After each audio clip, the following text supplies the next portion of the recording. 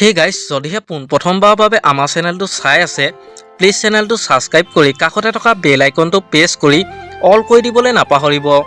লগতে এটা কথা কওঁ যে মোৰ আৰু এটা ইউটিউব চেনেল আছে, নামটো হৈছে দেৱাশিষ ব্লগ 20K।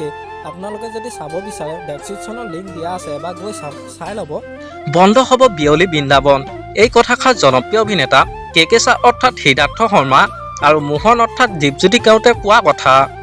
আৰু ইয়াৰ ওপৰতে অসমত জনপ্ৰিয় অভিনেত্ৰী অৰ্থাৎ জনপ্ৰিয় ধাৰাবাহিক বেহাৰবাৰী আউটপোষ্টৰ অভিনেত্ৰী মণি বৌ অৰ্থাৎ পাপৰি বৰাই কি ক'লে এটা ছ'চিয়েল মিডিয়া পোষ্টৰ জৰিয়তে শুনি লওঁ আহকচোন। সবিশেষ জানিব পাৰিব আজি এই ভিডিঅ'টোৰ মাধ্যমেৰে, গতিকে ভিডিঅ'টো অলপো স্কিপ নকৰাকৈ শেষলৈকে চাই থাকিব বুলি আশা কৰিলোঁ। কে ছাৰ আৰু মোহনে এটা পোষ্ট শ্বেয়াৰ কৰি কয় যে আমাৰ ভুলৰ বাবে বন্ধ হ'ব বিয়লি বৃন্দাবন।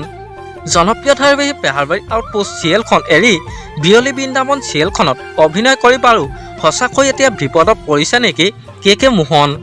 অন্যহাতেদি জনপ্ৰিয় অভিনেত্ৰী পাপৰি বৰা, জনপ্ৰিয় ধাৰাবাহিক বেহাৰবাৰী আউটপোষ্টৰ জনপ্ৰিয় অভিনেত্ৰী মণি বৌয়ে এটা পোষ্ট শ্বেয়াৰ কৰি কয় যে নিজকে অহংকাৰত পুত গৈ দম্ভালি মাৰি বৰগছৰ তলত তুলনা কৰি আনক ৰঘুমলাৰ লগত মিলোৱাজনক মোৰ তৰফৰ পৰা সমবেদনা।